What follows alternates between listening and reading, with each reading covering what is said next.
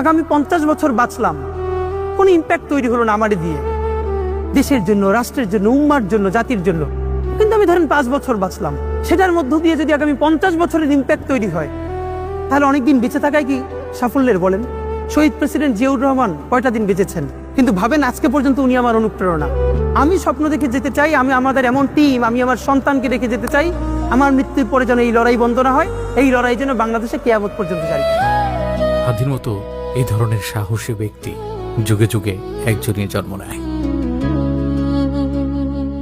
আগামী 50 বছর বাঁচলাম, কোনো ইম্প্যাক্ট তৈরি হলো না আমারে দিয়ে, দেশের জন্য, রাষ্ট্রের জন্য, উম্মার জন্য, জাতির জন্য।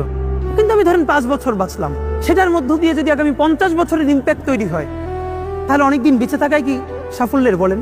শহীদ প্রেসিডেন্ট জিয়াউর রহমান কয়টা দিন বেঁচেছেন, কিন্তু ভাবেন আজকে পর্যন্ত উনি আমার অনুপ্রেরণা। আমি স্বপ্ন দেখে যেতে চাই, আমি আমাদের এমন টিম, আমি আমার সন্তানকে রেখে যেতে চাই, আমার মৃত্যুর পরে যেন এই লড়াই বন্ধ না হয়, এই লড়াই যেন বাংলাদেশে কিয়ামত পর্যন্ত জারি থাকে। হাদির মতো এই ধরনের সাহসী ব্যক্তি যুগে যুগে একজনই জন্ম নেয়।